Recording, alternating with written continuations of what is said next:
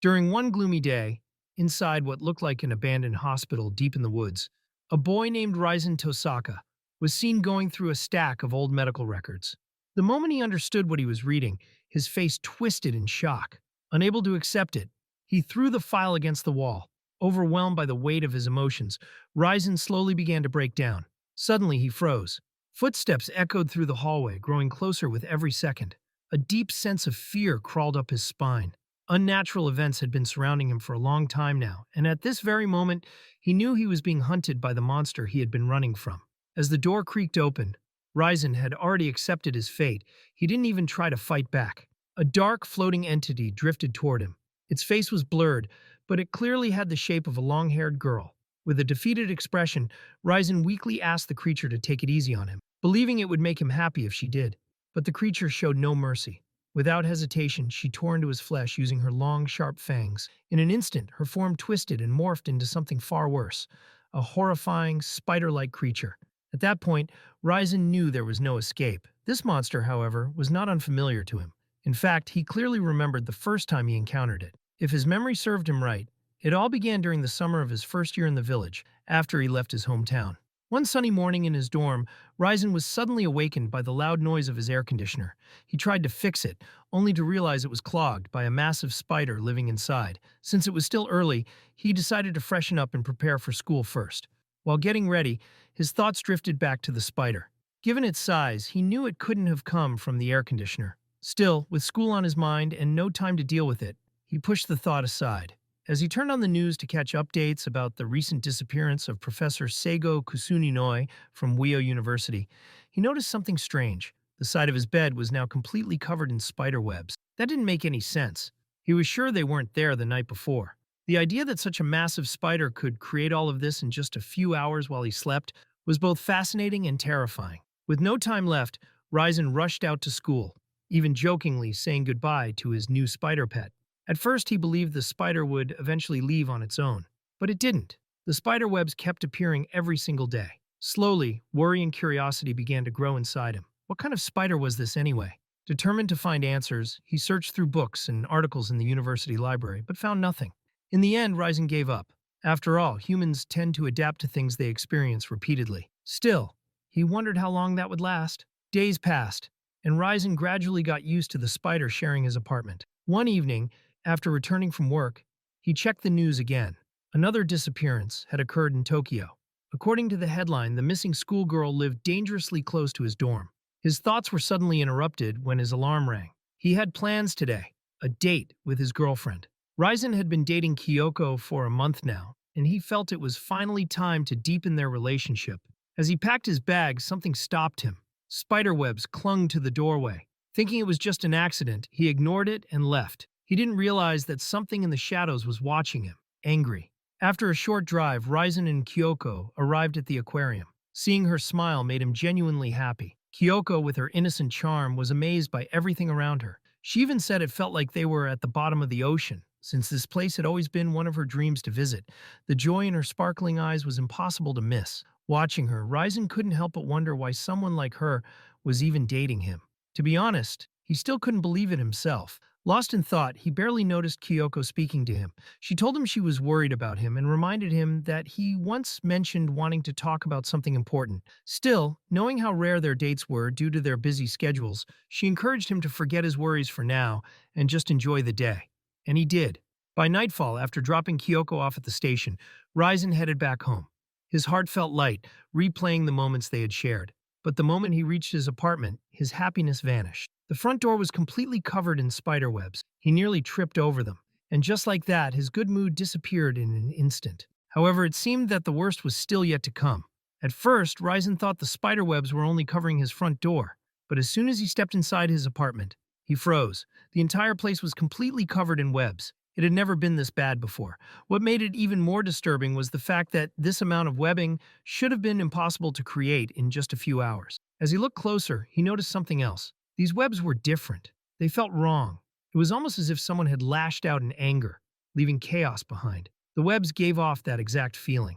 Then, something even more terrifying caught his eye. Human hair.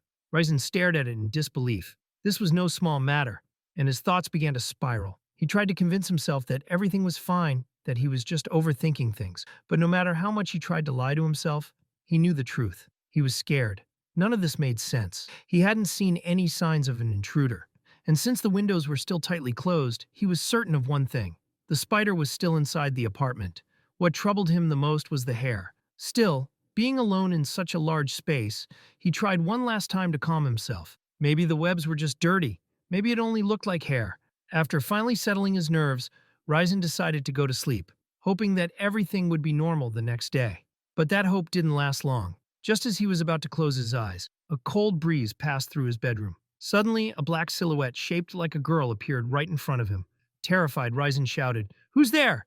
A girl with long, silky black hair stepped forward. Her beauty was undeniable, and Ryzen found himself staring in shock. Her red, shining eyes captivated him in a way he had never felt before. Before he even realized it, the girl bent over him, her movements slow and deliberate. Without warning, she kissed his neck and licked it with her wet tongue. Ryzen was completely stunned, struggling to understand what was happening. Seeing that she was wearing a school uniform, he tried to stay calm, thinking she might be troubled or lost. That was his mistake. Suddenly, she bit him with her fangs. The pain was sharp, and he realized she was sucking his blood. He tried to scream, but no sound came out. Then he felt something else, something entering his body. As he tried to push her away, she suddenly kissed him on the lips. His mind screamed to move, but his body refused to listen. It was as if he no longer had control over himself. His body began to move on its own. The girl seemed to enjoy it. Ryzen tried to fight back. He didn't want this. If he gave in, it felt like he was betraying Kiyoko and everything they shared. For what felt like an endless minute, the two remained entangled. Then, suddenly, control returned to him. He immediately tried to escape, but before he could even reach the door, the girl stopped him with her webs. Once again, his body froze. She refused to let him go. The web tightened, and she pulled him back. They began kissing again, and this time, he had no strength left to resist. What hurt the most was realizing that part of him was starting to enjoy it. He found her beautiful, charismatic. But deep down, he knew the truth. This was not a human. This was a monster. Meanwhile, elsewhere, the body of a second-year student named Mayara Yuko from Ashinosaka City, who had been missing for some time, was finally discovered. According to the news, something was horribly wrong with the corpse. All of her organs, including her brain, had been removed. The police immediately launched an investigation into this brutal murder. But the question remained, would they ever uncover the truth behind her death? For Ryzen, however, that night marked the moment when the charming monster trapped him completely, unable to move, unable to fight, and unable to save himself. The next day at the police department, Officer Daisuke Ono met with Yoshiaki Matsui, the department's lead forensic specialist, to review the autopsy results. To his disappointment, even Matsui couldn't reach a conclusion. It was the first time he had ever seen a body in such an unexplainable condition. No matter how much effort the investigators put in, they still couldn't determine the original appearance of the missing girl. Most of her internal organs were gone. Parts of her bones had been cut away. Only one arm and one leg remained, with just a thin strip of skin still connecting them to the body. Even imagining it was enough to send chills down anyone's spine. Mayara Yuko's corpse looked like the leftovers of a wild animal's meal. According to Daisuke Ono's theory, the murderer may have devoured most of the body to prevent the murder weapon from being identified. By destroying the evidence, the killer could erase any clear clues. While this theory sounded reasonable, there was no way to prove it. At this stage, nothing could be confirmed. Neither the crime scene nor the corpse showed any traces that matched an animal. Even if something had eaten her and erased its tracks, there was no solid evidence to support that claim. Yoshiaki Matsui believed the cause of death was most likely extreme blood loss. A large blood stain had been found in the alley where the crime occurred. Because of this, there were still many unanswered questions surrounding Mayara's death. To be certain, Matsui wanted to continue investigating. To be honest, he personally believed this case might involve something far beyond human understanding, possibly a ghost, or even a monster. However, Officer Ono couldn't bring himself to believe in such ideas. Refusing to entertain superstition, he collected the autopsy report and prepared to leave. Before doing so, he reminded Matsui to contact him immediately if he discovered anything new. Once Ono left, Matsui was alone. He was convinced that what happened to Mayara was not the work of a human being. As he stared up at the ceiling of his office, something caught his eye, a spider crawling above him. He suddenly realized that he had been seeing spiders everywhere that day. Feeling exhausted, Matsui decided to call it a night. He packed up his things and walked toward the door, ready to go home and rest. But something horrifying awaited him. The moment he opened the door, he he was met with thousands of spiders swarming on the other side. In a split second, Matsui was overwhelmed and killed, without even getting the chance to fight back. Meanwhile, back at Ryzen's apartment, the sun was already shining, yet Ryzen was still trapped with the girl who had been using his body all night. No matter how hard he tried to move, his body remained pinned down. His blood was being drained, and once again he felt something entering his body. This routine had been repeating for several days. At this point, Ryzen had almost accepted his fate. When the girl finally stopped, he tried to talk to her. He asked why she was doing this to him, hoping to understand her intentions. But no matter what he said, she showed no sign of understanding his words. Failing to communicate was bad enough, but Ryzen had a bigger problem. While the girl clung tightly to his side, he turned on the TV to watch the news. He already knew what was coming. On the second morning after meeting her, he had seen the report. His heart nearly stopped in fear. The girl holding him had the exact same face as Mayara Yuko, the victim shown on the screen. But that was impossible. According to the news, Mayara was already dead. So how could she be here with him? That question consumed his mind. He tried to think of explanations. Maybe she was Mayara's sister. Maybe a classmate who looked exactly like her. But none of it made sense. If that were true, she wouldn't be standing here so casually. The uniform was the same. The face was identical. At that moment, Ryzen finally understood. Something was terribly wrong. Before he could think any further, it started again. His body stopped obeying him as the girl climbed on top of him once more. This time, however, he noticed something new. For just a brief moment, he saw the image of a giant spider. Ryzen's body no longer belonged to him. No matter how hard he tried to resist, he couldn't move. He was pinned to the bed, frozen, unable to fight back even a little. The girl began her nightly ritual once again. Meanwhile, on the news, the newscaster announced that Yoshiaki Matsui, a 38-year-old man who worked in the police prefecture, had been missing for 20 days. Of course, the truth behind his disappearance was already known. Back at the apartment, Ryzen showed no signs of resistance anymore. No matter what he tried, he couldn't escape the woman. Every attempt failed. His body would be controlled by an unknown force and dragged back to the room. He even tried locking her out. But no matter what he did, she always reappeared in the same place the very next moment. Calling for help was useless. Whenever the police arrived, she vanished without a trace. Because of this, Ryzen found himself living every day with the monster, who smiled as she held him close. At this point, the only thing on Ryzen's mind was the truth. Why was she doing this to him? Was she drawing energy from his blood? Was that the reason she kissed him so deeply, paralyzing his body every time? Her kisses only grew more intense with each passing day. Then, during one of those moments, Ryzen's phone rang. It was Kiyoko. He immediately answered the call. From her voice alone, it was clear that she was angry and worried. She scolded him for not going to school for weeks and for ignoring her messages. Ryzen tried to calm her down, but she wouldn't stop. His friends were worried too, and Kyoko's voice trembled as she spoke. He told her he was fine. He made excuses, saying he hadn't been feeling well and didn't want to worry anyone. But Kiyoko snapped back, telling him that ignoring her only made things worse. Hearing her upset because of him hurt Ryzen deeply. Still, he had no choice. There was no way he could explain what was really happening. Then came the worst possible news. Kiyoko said she was nearby and wanted to visit him. She even offered to stay the night and take care of him. Her kindness only made things more dangerous. In the back of his mind, Ryzen knew one thing clearly. If Kiyoko came inside that apartment, their relationship would be over. As he desperately tried to think of another excuse, the monster girl smiled quietly. It was as if she believed this was the perfect chance to tear them apart. Before he could stop it, it was already too late. Kiyoko was standing right in front of his door. She entered the apartment without hesitation and offered to make him lunch. Since she planned to stay the night, she said she needed to change in his room. Ryzen immediately tried to stop her. This only made Kiyoko suspicious. She asked him if there was something inside the room that she wasn't supposed to see. After a moment of silence, she teased him with a flustered smile, joking that maybe he had been looking at something inappropriate. She reassured him, saying she understood these things as a woman, but as his girlfriend, she still wanted to know how he was feeling. Before he could react, Kiyoko opened the door and rushed inside. Ryzen panicked, warning her that it was dangerous. But there was nothing there.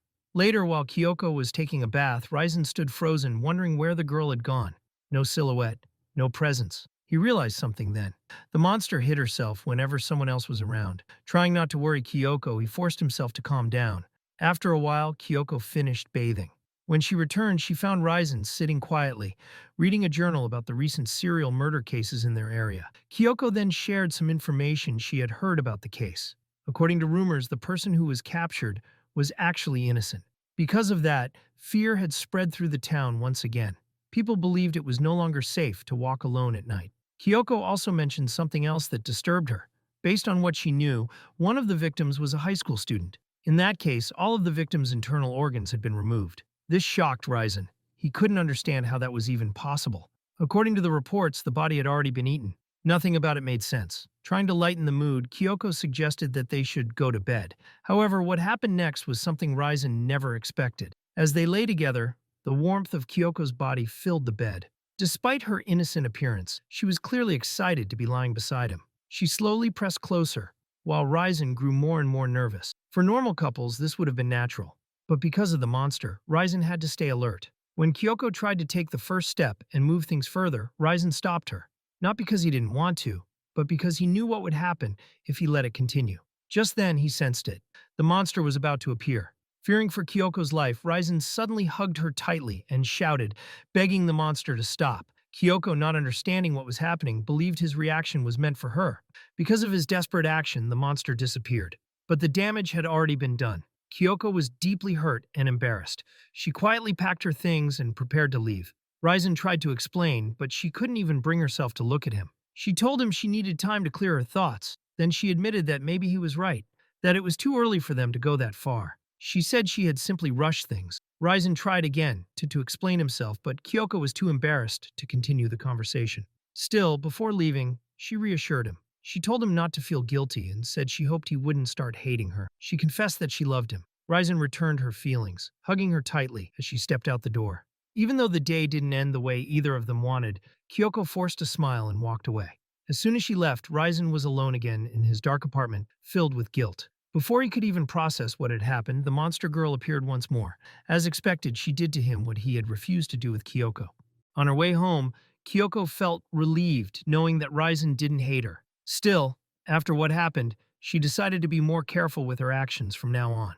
Late at night, as she walked through the quiet streets, she suddenly felt something wrap around her wrist, a spider web. She quickly brushed it away, thinking it must have caught onto her when she left Ryzen's apartment, but for some reason she felt uneasy. It felt like someone, or something, was watching her from the shadows. Remembering all the recent disappearances, she hurried home, unaware that something terrible awaited her. As for Ryzen, he was always alone, and it seemed that would never change. Long ago, back when he was still in high school, something dark and traumatic had happened to him. Something that shaped everything he had become. Back then, a man named Akutsu Jr. tried to befriend Ryzen. Looking back, Akutsu had helped him far more than he ever expected. Just remembering those days made Ryzen realize how harsh life had been on him for a long time. He once believed that everything would eventually change. But now, with this monster girl suddenly appearing and ruining his life once again, Ryzen began to wonder just how cruel the world could really be.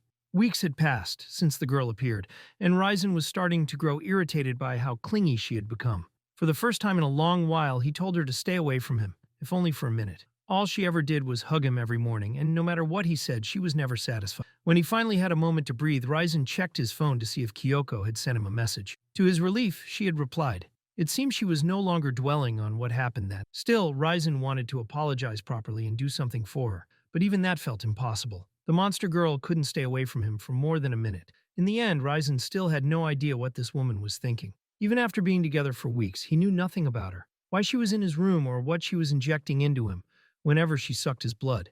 That was also why her face looked identical to the girl who had been murdered weeks earlier. Ryzen was overwhelmed with questions. Waiting for her to speak was pointless. If he wanted answers, he would have to investigate her identity himself. On top of that, his refrigerator was nearly empty. He decided it was finally time to go out and buy groceries. Fortunately, he noticed something important. The girl didn't seem to hate him at all. So he tried begging her to let him leave just for a short while, but she didn't understand his words. He even showed her a map and tried to explain where he was going, but nothing worked. Then Ryzen thought of something. Every time he tried to chase her out, she always returned to his room. That gave him an idea.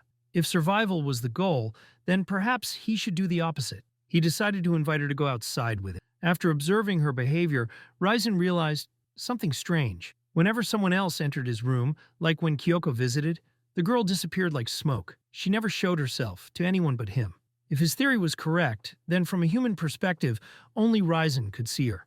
With that in mind, he was finally able to leave the apartment and go grocery shopping. While browsing the aisles, Ryzen suddenly bumped into an old friend, Akutsu Jr. Since it had been a long time since they last met, Akutsu invited him over to his apartment for a drink to catch up. He also admitted that he had been worried about Ryzen, since he hadn't seen him around campus lately. Ryzen also looked pale, almost sick. Akutsu had no idea his friend was being haunted by a monster disguised as a young girl. As they talked, Akutsu casually asked about Ryzen's relationship with Kiyoko. Like any curious guy, he joked about whether Ryzen had kissed her during their aquarium date. Hearing that made Ryzen feel guilty again. His relationship with Kiyoko had already been damaged because of what happened that night. Thinking it was just a small lover's quarrel, Akutsu tried to cheer him up. He even started bragging about how experienced he was with romance, promising to give Ryzen tips so his next date wouldn't fail. Akutsu could be a bit much at times, but Ryzen was grateful to have him as a friend. They talked for hours. Eventually, Akutsu noticed they were out of cigarettes and offered to buy more. If you enjoy my videos, please subscribe to the channel. It really helps more than you think. And if you'd like to support me further, consider joining my Patreon. I'm not making much from the channel at the moment, so every bit of support truly means a lot. You'll get ad-free videos and shoutouts as a thank you for helping me keep this going. Now, back to the video. While he was gone, Ryzen stepped out onto the balcony to get some fresh air. The cold night breeze wrapped around his skin. Nearby, Akutsu's neighbor was playing the guitar, soft music filling the background. As he listened, Ryzen suddenly thought about the monster girl again. He realized that maybe she wouldn't reveal herself in crowded places. Still, the idea that she could transform into a spider and follow him anywhere sent a chill through his body. What if he could never escape her? For now, he clung to one hope. Maybe, as long as he stayed with other people, the monster wouldn't appear. At least that's what he wanted to believe. Just as his heart began to calm down, something unexpected happened. A spider suddenly appeared out of nowhere. This time, the spider moved toward Akutsu Jr., Ryzen's friend next door. Before Ryzen could react, Akutsu Jr. arrived, bringing fresh packs of cigarettes for them.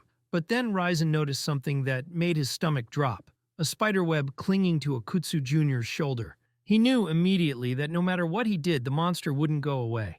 Worried that his friend might be pulled into this nightmare, Ryzen asked where the web had come from. Akutsu explained that he had taken a shortcut on the way over and got caught in a web. Ryzen tried to calm himself. Spiders didn't scare him, except for that one girl. As long as it wasn't her, he told himself, everything would be fine. But deep down, his body betrayed him. Soon things began to spiral out of control. Ryzen found himself outside his apartment, confronted with a horrifying scene. Dead bodies were scattered everywhere. Some were missing legs, others crushed. The worst sight of all was a body wrapped entirely in spiderweb, his own. Ryzen's nightmare reached its peak and he woke up suddenly. It had been just a dream. After drinking heavily the night before, both Akutsu Jr. and Ryzen had been knocked out. Yet the monster girl had carried out her usual nightly routine with Ryzen. Now, as she sucked his blood on the balcony, Akutsu Jr. woke up. Confused, he asked Ryzen what was going on. But Ryzen had already lost himself in despair, desperate to escape the monster. Unable to explain what was happening, Akutsu didn't understand the situation and tried to calm him. Panic gripped Ryzen. To make matters worse, the monster girl had started trying to speak. Knowing the danger, Ryzen decided he had to leave immediately. When Akutsu asked what was happening, Ryzen simply said something urgent had come up and ran. He realized that staying with others wouldn't solve anything. As he rushed home, he thought about staying away from Kiyoko too. He didn't want to put his friends or loved ones in danger. This monster was no ordinary threat. It was deadly. Passing by the playground, Ryzen's fears were confirmed. The neighbor who had been singing earlier lay dead, tied and hanging from the playground grills. Part of his internal organs had been removed, just like in the other murder. Everything was starting to make sense. Ryzen's stomach churned. He remembered a case involving a high school girl whose internal organs had been removed. At that moment, he finally understood who the real culprit behind the mysterious murders was. Knowing things were spiraling out of control, Ryzen decided to speak with his uncle, Dasaki, who was a police officer. During dinner, Dasaki prepared hot pot for them, trying to make the conversation lighter. As soon as Ryzen asked about recent incidents in town, Dasaki's face fell. He looked defeated. The chances of catching this serial killer are getting slimmer, Dasaki admitted. And to make things worse, the chief is criticizing me for risking my life in the field. The forensics team, they aren't much help either. For a moment, even the hot pot lost its appeal, weighed down by the horrors of the murders. Dasaki then glanced at Ryzen and wondered why his nephew was so interested in these cases. But seeing how determined Ryzen was, he decided to tell him everything he knew. In total, there were 6 victims that Ryzen had learned about so far. The first victim was an honorary member of the Okada Shingo 37 construction company.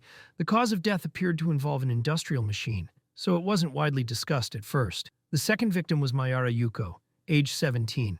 A few days before her body was found, the police had received a missing person report. The report noted that all her internal organs had been removed, but the description barely captured the horror. Her body looked as if it had been preyed upon by some monstrous creature. Dasaki found the case just as strange. Forensics suggested that the injuries were so unusual that they could almost be the work of a ghost or monster. The third victim had their hands and feet cut off, which were then placed in a university atrium. The fourth victim's limbs were arranged as if for some kind of ritual, and the torso was holding its severed head. The fifth victim's body had been dissected evenly and scattered across a road with no care whatsoever. And then there was the sixth victim. Hearing these horrific accounts, Ryzen asked his uncle if it was possible that all the murders were done by the same person. Dasaki paused, then noted a disturbing connection. Starting from Mayara, all the victims shared a similar pattern. Internal organs were removed. Some organs, including the brain, had been taken from 4 of the victims. The third victim's stomach was missing. The fourth victim's liver was removed. The fifth victim was missing a lung and kidneys. Despite all of this, no one could determine the killer's motive. Was it a madman, a pervert with an organ fetish, or something else? Dasaki was certain that, despite what others in the office believed, these crimes were impossible to attribute to a ghost or monster. But Raisin already knew the truth. These murders were not the work of a human. The entity was something else entirely, something pretending to look human. Raisin realized that as soon as Dasaki arrived, the monster would vanish and hide somewhere. Or perhaps there was more to the story than he could yet understand. Not wanting to reveal too much, Raisin kept his knowledge to himself. He knew his uncle wouldn't believe him so easily. As they began eating, Dasaki received a call. Another victim had been discovered. The seventh. Watching his uncle leave, Raisin felt a pang of guilt. He felt sorry for him. Though he couldn't say anything about the murders, he was certain the monster was behind them. As soon as Dasaki left, Raisin went to his bedroom. Just as he expected, the monster girl was waiting for him. She hugged him, and he wondered where she had been before arriving. When the neighbor was killed, the news had already reported the seventh victim, yet Raisin couldn't find a trace of the monster. Was it all a coincidence? Or was he overthinking things? There was no evidence to answer that question. Raisin didn't know what to do about her, but one thing was certain: if she ever hurt someone he loved, he wouldn't hesitate to stop her, by any means necessary. And yet every day she returned to him. This time her movements were more intense, and Raisin felt increasingly uncomfortable. He felt hopeless. The way she manipulated him, mimicking the actions of lovers, was unbearable. And the worst part, he hadn't done any of this with Kiyoko, his real girlfriend. That made the experience feel even more unbearable. However, no matter what he does, he can't seem to fight it at all. While he trembles in fear and anger, this girl is literally trembling with joy. Meanwhile, somewhere in the university, Kiyoko and Junior were able to bump into each other in the same class. Since this was the only time they could talk, Junior immediately grabbed the opportunity to ask Kiyoko about Raisin. While she worked on one of her paintings, Junior informed her that he had happened to meet Raisin the other day and invited him to his apartment for a drink. But the next series of events shocked Junior to the core. He tried to summarize everything to Kiyoko, stating that Raisin had been acting strangely that day. On top of that, their discovery of the murdered victim made the situation even worse. Seeing worry in Kiyoko's eyes, Junior immediately assured her that Raisin was fine and that the police had already questioned him. Although witnessing the dismembered body had already traumatized Junior, seeing how distressed Raisin had been that night made him wonder what was actually happening. No matter how they thought about it, Raisin's behavior was definitely strange, and Kiyoko could not deny it either. The day she had visited his apartment, she had felt the same eerie vibe. Usually entering someone's room doesn't create such a feeling, but when Kiyoko stepped into Raisin's room, that exact sensation hit her. Raisin, known by everyone as a happy-go-lucky guy who always smiles, was suddenly just afraid. For some reason, both Kiyoko and Junior noticed that Raisin had become strange and seemed utterly terrified. This behavior had apparently started 2 weeks ago, the same day authorities found the third victim in the bizarre murder case. Since Raisin's situation was getting out of hand, Kiyoko decided to pay him a visit after class to check on him. Junior agreed it was a good idea, fearing that if they didn't regularly see him, he might be the next person to disappear suddenly. All in all, they knew they could only do what they could for now, and there was no other way to help. For the moment, since they were still working on their art class project, Junior went on to observe Kiyoko's work. Kiyoko explained that this painting was not just a forest bath, but an expression of air. For her, it wasn't only the air itself that made up the world, it was the composition of its components. Expressing those components through color was her favorite way of painting. The gray part represented oxygen, while the yellow represented carbon dioxide. She also planned to include many tiny particles scattered throughout, drawing them in as much detail as possible. As they continued to chat, Junior suddenly noticed a bunch of eerie paintings hidden behind the curtains. Taking a closer look, he was shocked to see they were more gory than creative. Kiyoko explained that this was the work of Fugiting, one of the students. Based on what she knew, he often painted this kind of disturbing work. For him, death and destruction symbolized life and creation. While these subjects were somewhat common in artistic minds, the detail in one of the paintings looked exactly like the image of Junior's neighbor's dead body. This shocked Junior to the core. He immediately asked Kiyoko how to contact Fukutang, wanting to ask him something important. During one sunny day, Ryzen and his older brother went fishing. As they were about to head home, something beyond Ryzen's wildest imagination happened. His older brother was stabbed mercilessly by an unknown man while trying to save him. Ryzen looked at his dying brother's body, wishing that he could have taken his place.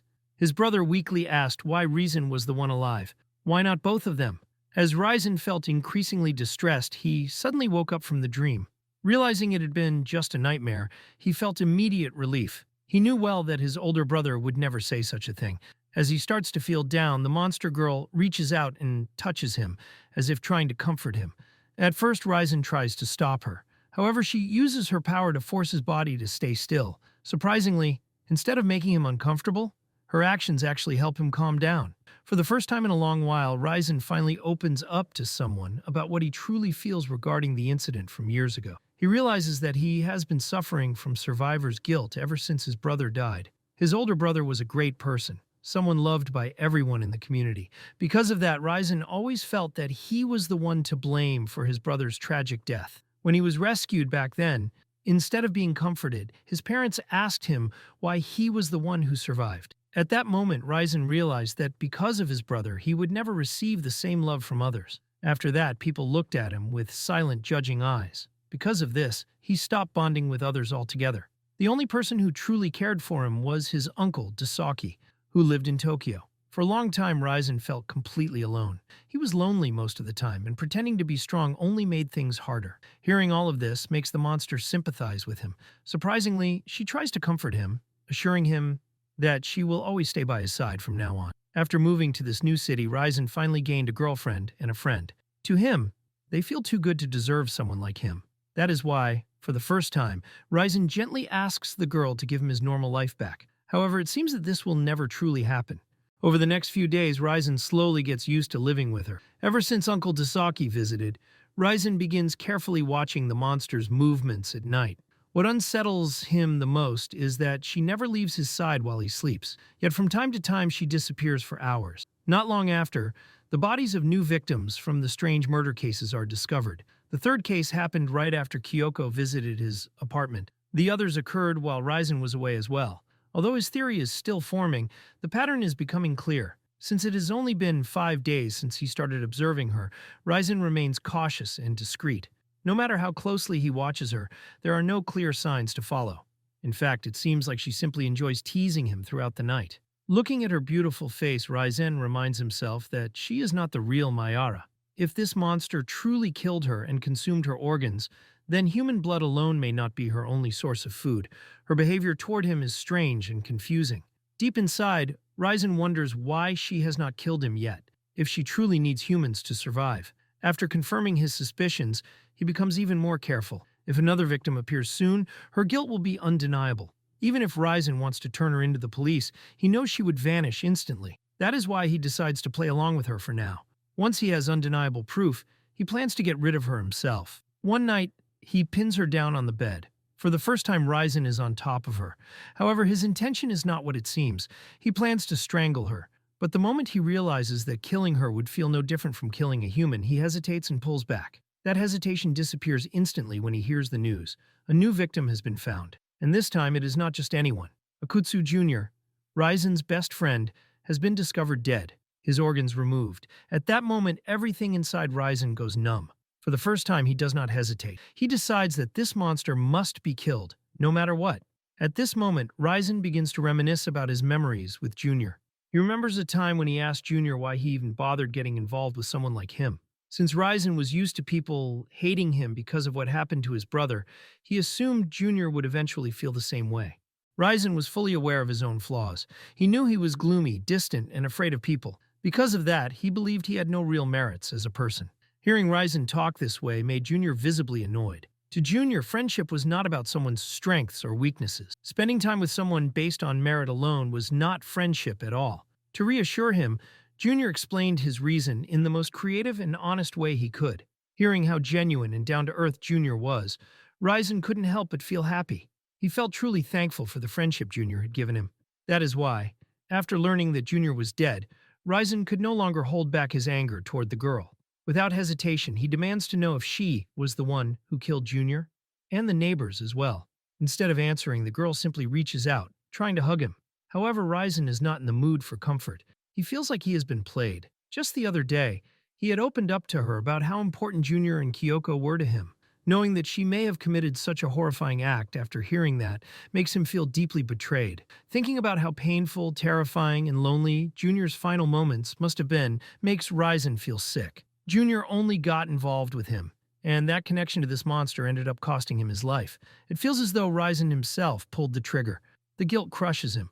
What makes it worse is that, without realizing it, he almost allowed his emotions toward this monster to sway him. If he had realized the truth earlier, he would have already gone all in. For the first time, Ryzen strikes the girl and tells her to get away from him. He no longer wants her touching him, especially knowing those hands are the same ones that killed Junior. Even as he hits her again and again, the woman refuses to let go. Trembling, she continues to hug him, but fueled by rage, Ryzen hits her harder this time. He reminds himself that no matter how innocent her eyes look, she is still a monster, the one who drinks his blood every night, feeds on human organs, and took Junior's life. However, despite the anger Ryzen feels right now, seeing the girl cry as he hits her makes him feel guilty about what he is doing. At that moment, Ryzen remembers what Junior once told him, that he can be cold and tyrannical. Even though he beat her badly, the girl still managed to smile at him. Instead of fighting back, she suddenly kissed him on the lips, reminding him that the love she has for him is endless. And just like that, the girl disappeared.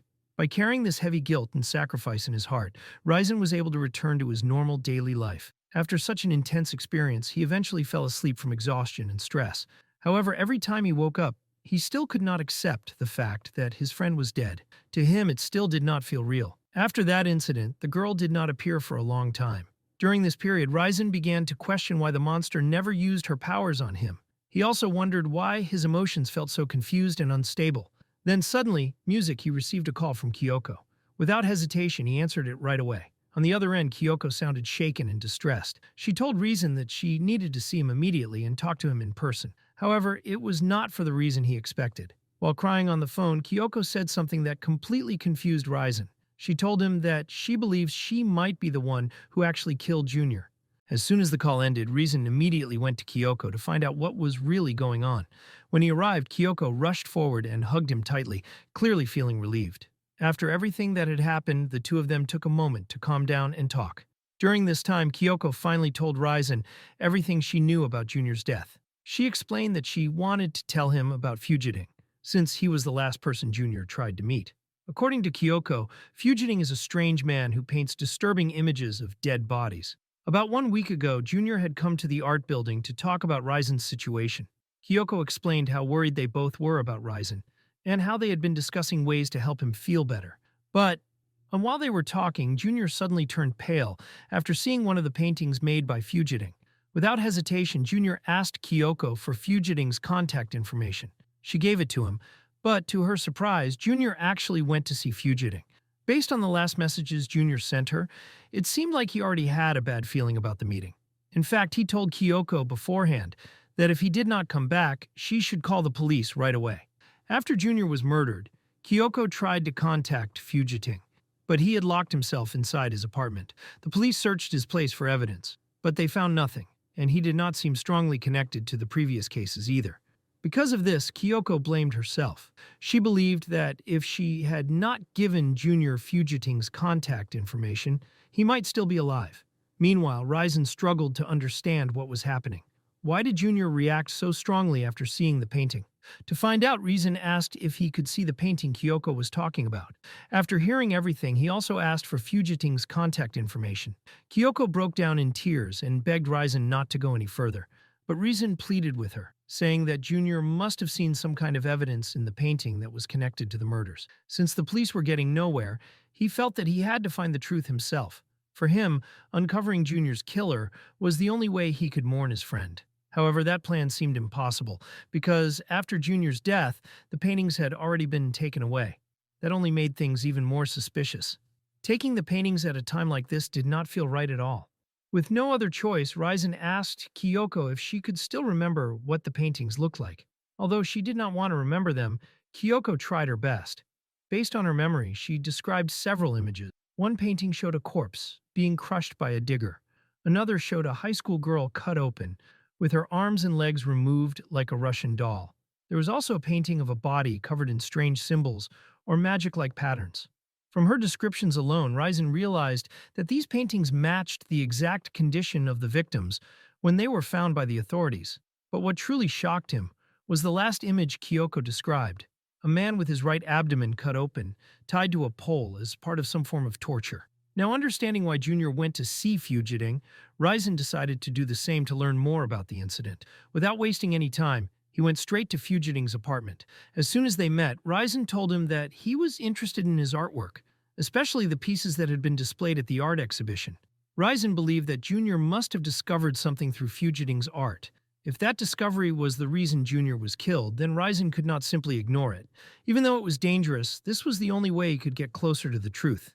After hearing that Ryzen was interested in his work, Fugiting immediately brought him to his private studio. The apartment itself already felt eerie, but the studio was even worse. Once inside, Ryzen was shocked by the unsettling atmosphere. The two of them sat down to talk. Fugiting began explaining that life and death are like two sides of the same coin, two parallel lines that can never cross. He claimed that neither could ever replace the other. Ryzen slowly grew impatient. Fugiting had been repeating the same speech again and again. From the beginning, he avoided answering direct questions and kept rambling excitedly about art like a madman. Fugiting then told Ryzen to drink the tea he had prepared. At first, Ryzen hesitated, unsure of what Fugiting might have added to it. But after noticing that Fugiting had been drinking from the same pot for a while, he decided to try it to gain his trust. To his surprise, the tea tasted good. Now that the atmosphere had calmed, Ryzen began asking the questions that mattered. He first asked about the paintings that were displayed in the art building and where they were now. Fugiting calmly replied that he considered them failures and had thrown them away. Realizing that subtlety would not work, Ryzen chose to be direct. Without hesitation, he asked Fugiting about the serial murder case. The moment he mentioned it, Fugiting's expression changed. Ryzen continued, explaining that the paintings were extremely similar to the crime scenes, and asked if Fugiting knew anything about the murders. Fugiting then asked if Ryzen had truly looked at his paintings. It seemed clear that Ryzen never had real interest in his work. Understanding this, Ryzen honestly admitted that he had never really studied the paintings. He then confessed that his interest in Fugiting's art was a lie. The real reason Ryzen came here was to find out whether Fugiting had any connection to the murder cases. He also wanted to ask about the man who came to see him, and ended up as a corpse the very next day. Junior. Fugiting found Ryzen interesting, since not many people are willing to admit that they are lying. What surprised him even more was that Ryzen was openly accusing him of murder. Although Ryzen never saw the paintings himself, everything Kiyoko described matched the victims exactly. What truly caught Fugiting's attention was the fact that Ryzen somehow knew these details. When Fugiting asked how he knew so much, Ryzen admitted that he was the one who discovered the fifth case. As for the other cases, he learned about them by asking someone close to him, his uncle, Dasiki. That was why he knew more about the murders than most people in town. Hearing this made Fugiting uneasy, since the paintings matched exactly what Ryzen saw at the crime scene. In reality, the case Ryzen witnessed was the sixth one. He only said fifth to see how Fugiting would react and whether he would slip up. According to Fugiting, the paintings were simply his way of expressing the art of death. He claimed there was nothing special about them and that he painted them purely out of artistic impulse. That, he said, was why they resembled the murder cases. However, Ryzen was not convinced. He then asked, "What about the third case?" Fugiting explained that it represented the feeling of hopelessness after losing all four limbs. At that point, the desire to live would actually grow stronger. Fugiting continued. For the fourth case, he said he was inspired by the works of Leonardo da Vinci. By using the structure of the human body, he felt he could express emotions beautifully. According to him, all the similarities were unconscious and completely unrelated to the murders. Still, Risen found it impossible to believe. He pointed out that the fifth case he witnessed was exactly the same as one of Fugiting's paintings. Hearing this shocked Fugiting. Risen then added that, based on Kiyoko's descriptions, all the other paintings matched the crime scenes as well. How could Fugiting guess the details so perfectly? If he had nothing to do with the crimes, then he should not know such specific information.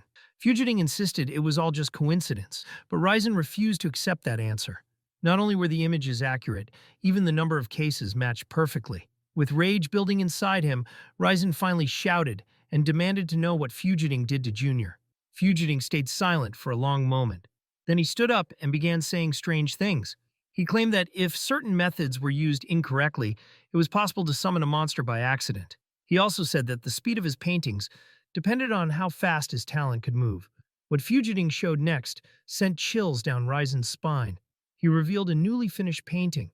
Rai was stunned. It was Junior. Fugiting then said that curiosity kills the cat.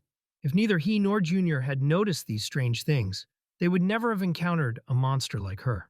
In the end, Fugiting admitted that he was behind the series of murders, together with what he called the goddess in black clothes. And the next sacrifice was going to be Risen, just as he feared. It turned out Fugiting had poisoned the tea. The paralysis was supposed to work immediately, but it acted slower than expected, which even made Fugiting nervous. But now that Risen could no longer move, the pleasure of art could begin once again. Fugiting mocked him, saying Junior's body was perfect. It had not been overused. He was a professional athlete with strong muscles and a well-built body. At that moment, Fugiting decided that stripping Junior of his skin would be best. He captured Junior, gagged him, and tied him up. Normally, Fugiting would never have been able to overpower him, but these were not normal circumstances. He had to think differently. Using the small milk carton Risen noticed earlier, Fugiting carried out his plan. The carton was designed to be easily opened and resealed. Inside was milk mixed with anesthetics. Neither Risen nor Junior ever imagined they had poisoned themselves. Fugiting clearly remembered Junior telling him to turn himself in, but he never once considered it. Before choosing the path of art, Fugiting had wanted to become a doctor. He had attended science lectures and learned a great deal about the human body. With that knowledge, he turned anatomy into art. Junior became one of his greatest masterpieces. Every time he peeled his skin, the look of pain on Junior's face filled Fugiting with joy. The sight of blood spraying everywhere was beautiful to him. Fugiting's mood shifted constantly. Since birth, he had questioned life itself. Why do organisms move? Where does the human soul go? These thoughts led him to his first victims: animals, insects, frogs, snakes, fish. He loved trapping them, dissecting them, and studying their insides. His parents opposed this behavior. When they discovered he had been dissecting pets, they tried to correct him through violence and abuse. Ironically, this only taught him more. Those brutal feelings never left him. Without realizing it, he became someone capable of performing surgery under the law. If things had gone differently, he might have become a doctor. Instead, he chose art. That was why he preferred to be called a monster, an artist who expresses humanity and death with elegance and simplicity. He claimed this was his destiny. But instead of respect, Fugiting was met with ridicule. Risen laughed at him, mocking his words, treating them as nothing more than a joke. To make things even worse for Fugiting, Risen suddenly stood up, now completely free from the paralysis. This shocked Fugiting, since the anesthetic should not have worn off yet. Although Fugiting claimed that he was a monster, Risen personally thought otherwise. For him, this man was not something of that level. He was simply trapped inside his own fantasy. Instead of calling him a monster or an artist, the most fitting word for him was a murderer. Even though things were no longer going his way, Fugiting was still confident that he could take Risen down. But before he could do anything, the sound of the doorbell rang. Fugiting froze, wondering who it could be. To his horror, it was the police. Risen had contacted Kiyoko before coming here, and everything Fugiting said had already been recorded and heard by the authorities. At that moment, Fugiting began screaming, desperately asking for help and shouting about the entity he was seeing. Now completely broken, he could do nothing as the police stood at his door. As he was being handcuffed, Fugiting wondered why the goddess in black clothes had abandoned him. He kept offering sacrifices, yet she never once came to his side. 3 days passed since the arrest of Schwaker Tattoo, also known as Fugiting. Under Kiyoko's invitation, Risen visited her room. After hearing about what happened, his uncle had beaten him, and he went home shaking. On the morning of the second day, Risen received many calls and messages from Kiyoko. Even though she had helped him so much, he had not met her until now. Feeling guilty for worrying her, Ryzen comforted her and assured her that everything was finally over. Junior could now rest in peace. Still, even with Fugiting locked away, Ryzen could not stop thinking about the goddess in black clothes. In the back of his mind, he wondered if she was the same woman he had seen before. Maybe there was a connection between Fugiting and that monster. But for now, Ryzen chose not to think about it. He wanted to enjoy the moment and simply be with Kiyoko. Since it had been a long time since they talked like this, Kiyoko decided to cook lunch for him. They teased each other and talked for hours. Eventually, Kiyoko asked if he wanted to turn on the TV. To their surprise, a breaking news report appeared. The newscaster announced that Schwaker Tattoo, also known as Fugiting, the recently captured suspect in the serial murder cases, was found dead in custody. Both Ryzen and Kiyoko were stunned. According to the news, the police were investigating the case as possible self-harm. In the end, it seemed Fugiting had offered himself to art, even in death. Still, Ryzen could not understand why things had ended this way. Kiyoko spoke with a sad expression, saying that some artists live in worlds others can agree with, while some live in places ordinary people can never understand. Ryzen still could not make sense of it. Even though Fugiting showed no regret, Ryzen could not believe that dying would bring him any happiness. Since everything had already passed, it no longer felt important to dwell on it. Ryzen did not want to understand Fugiting's thoughts, but he was sure they had something to do with that woman. Even though he wanted answers about the goddess in black clothes, he believed she had no direct connection to this case. After the criminal was caught, Fugiting's body was returned to his family for burial. As a final farewell, Ryzen planned to attend Junior's funeral. Although Junior lost his life, Ryzen was glad to return to a normal life. No monsters, no murders, just peace. Still, he could not ignore the fact that things would never be the same again. Seeing how shaken he was, Kiyoko tried to comfort him and reassure him that everything would be fine. Just when Ryzen thought things were finally settling down, something unexpected happened. Kiyoko began saying strange things. She told him that she would not attend Junior's funeral. Ryzen assumed she was still troubled by Fugiting's case, so he reassured her that none of it was her fault. But what she said next sent chills through his body. According to her, that case had little to do with Fugiting. The truth was that Junior would have hated seeing her at his funeral, because she was the one who removed his organs. At that moment, Ryzen realized it was not over yet. All this time, he believed Kiyoko was someone he could trust, but she was nothing like what he thought.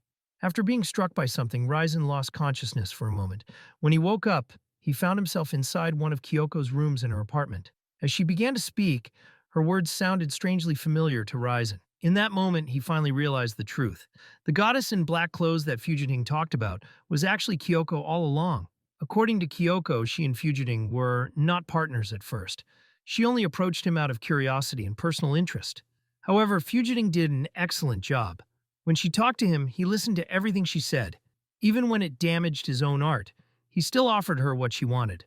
Ryzen immediately became angry and demanded to know what she meant by that. Kiyoko explained that to complete her art, something important must never be missing.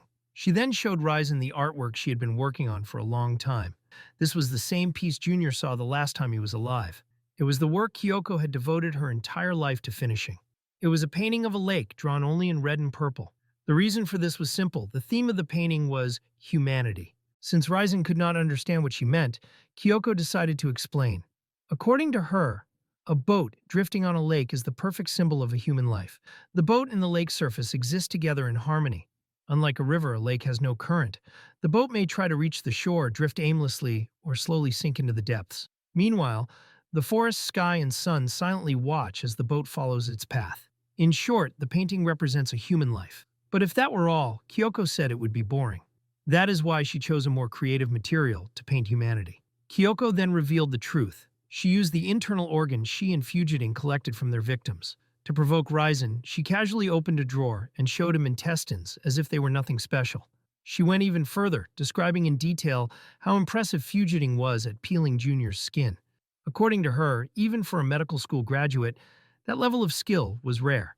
What made her happiest was the moment Junior finally saw her artwork. His shocked expression amused her so much that she wished she could relive it again. But what she enjoyed the most were his screams as she worked. Hearing all of this made Ryzen feel sick. He could barely look at Kiyoko anymore. Kiyoko then stepped closer and ordered him to look straight at her face. It seemed she desperately wanted him to witness her creative process. At that moment, the only question in Ryzen's mind was why. Why did everything turn out this way?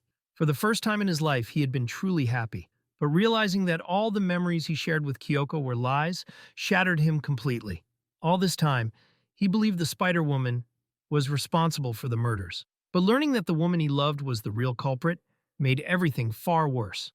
Please! Subscribe. I need this! My mom is kind of homeless.